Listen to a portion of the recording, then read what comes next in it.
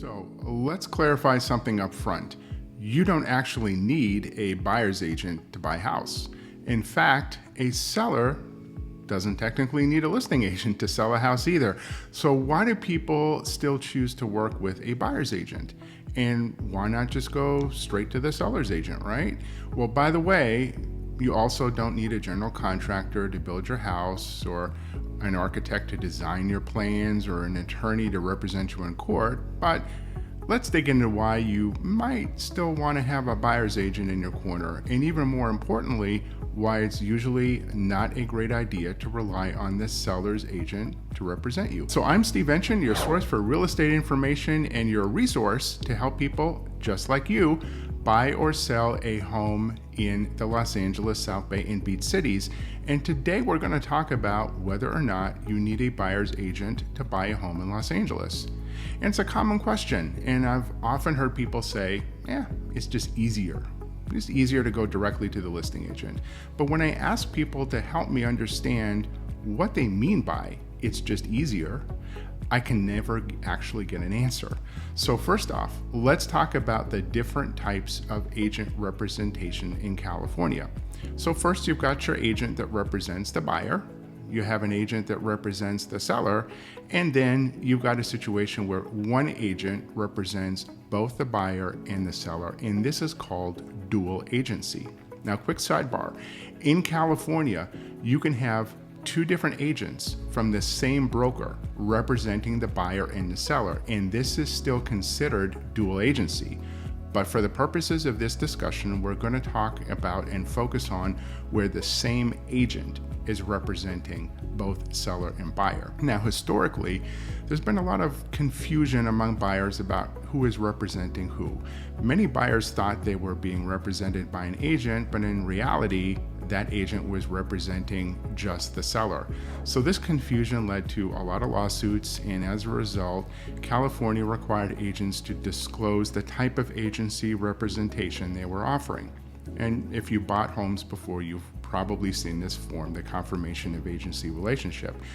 Now, if we look at California's required agency disclosure, it's clear that the seller's agent has a fiduciary duty to the seller.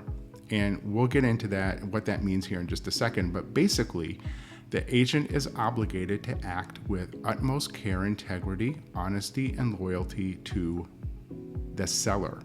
So what exactly is a fiduciary? So a fiduciary is someone who represents another person, usually in matters related to money or property, and is legally required to act in that person's best interests, even ahead of their own interests. And in real estate, a fiduciary could be a real estate agent, could be an attorney, could be a financial advisor, but to be clear, a car salesperson is not a fiduciary. And interestingly enough, not all financial advisors are fiduciaries either. So if you as a buyer go directly to the seller's agent, that agent has no fiduciary duty to you. In other words, they have no legal obligation to look out for your best interests. Their job is to get the best deal and with the best terms and conditions for the seller. And that's who they're working for, and that's what the law requires them to do. So they're not working for you. Even if they are assisting you in buying that property, their primary obligation is to the seller, not you. In California, with the consent of both parties, the seller buyer's agent can act as a dual agent, which means they owe a fiduciary duty to both the buyer and the seller. But here's the part that's really difficult. They now have to negotiate in the best interest of both parties, even though these parties are on the opposite sides of the deal. So the agent has to be confidential and loyal to both, which is a bit like hiring one attorney to represent both the plaintiff and the defendant in the same case. Sounds crazy, right? So it's kind of like telling your wife that you've got a girlfriend on the side, but reassuring her, hey, you're going to be loyal to both of them. So unsurprisingly, for the same reason your wife would leave you in that situation, many states, including Florida, Colorado, and Texas, have banned dual agency. Now, while dual agency is still legal in California for the time being, and honestly, hopefully, I hope this changes in 2025. I personally decline to engage in dual agency. So for one, it's just too much liability, and two, I don't believe it's in the best interest of either of the clients.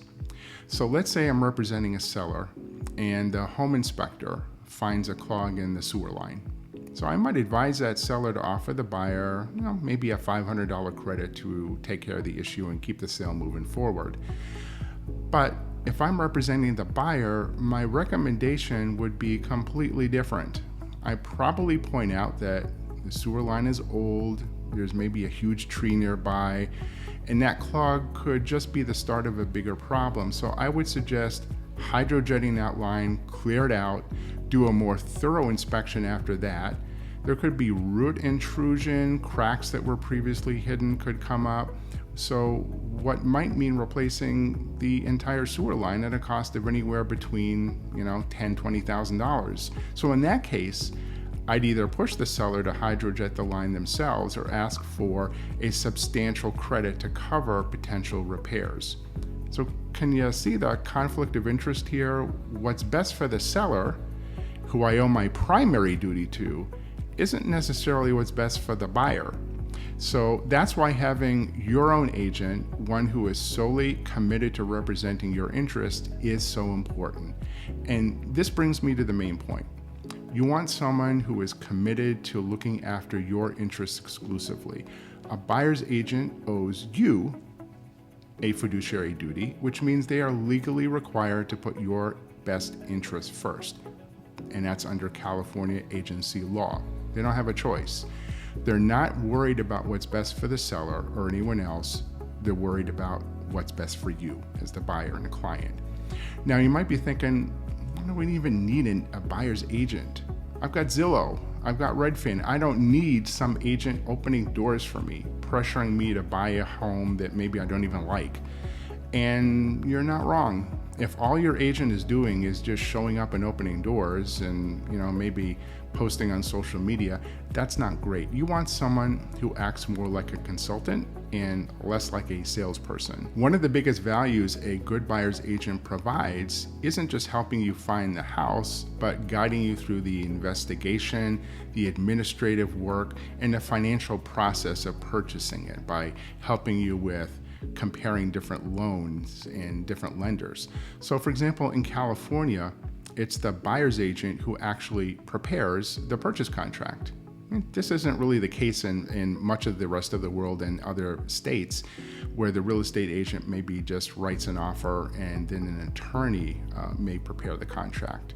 But that's how we do things here. So the buyer's agent in California, they don't write the whole contract from scratch. We use a standardized contract that's blessed by the state, but they do set some of the most important terms. And those terms are terms that you're going to be legally bound to. And here's why that's really important.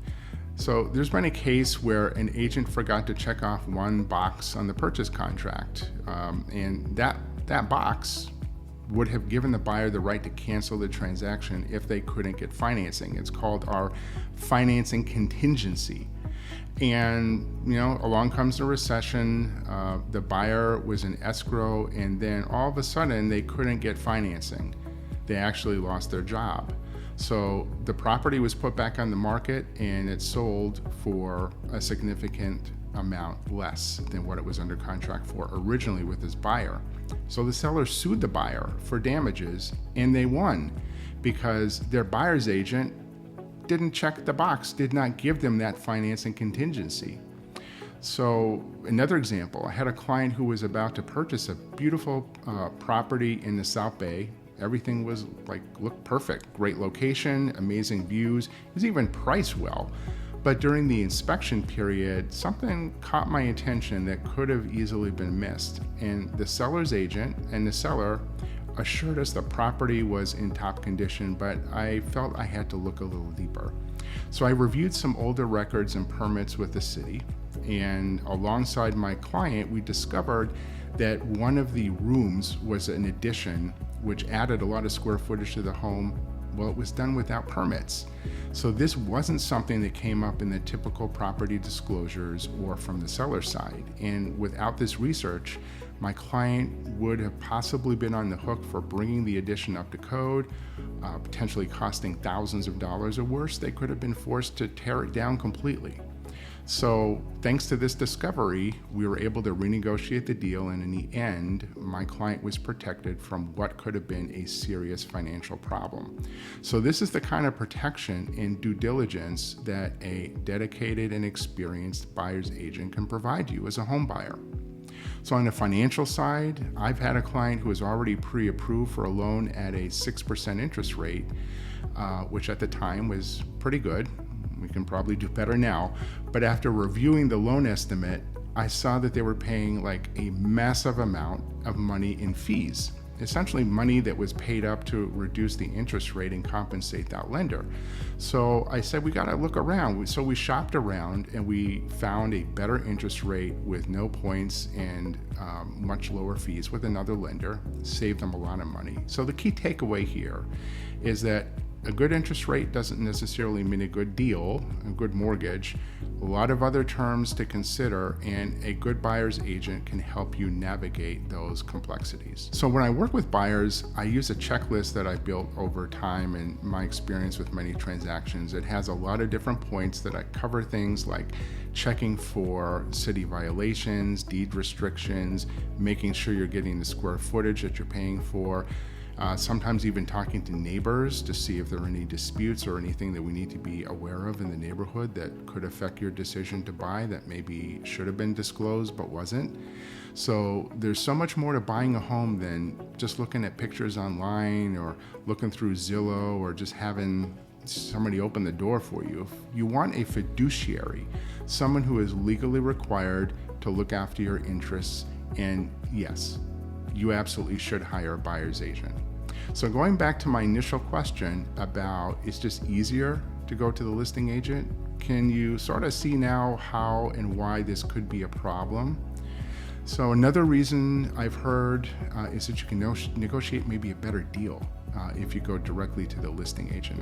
I've read this on Reddit and Zillow forums, because the seller won't need to pay the buyer's agent.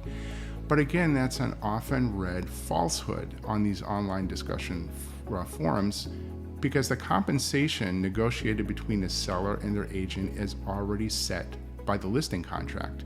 And just because you show up without a buyer's agent doesn't change that listing agreement. How much the listing agent is going to receive for representing the seller or representing the seller and buyer both, that's already agreed to, that's set, and that's in writing, and you're not going to change or influence what's in that listing agreement. So keep that in mind. The information that you read on Reddit or Zillow forums is often either outright incorrect or maybe just not correct for California. So that's it for today's video.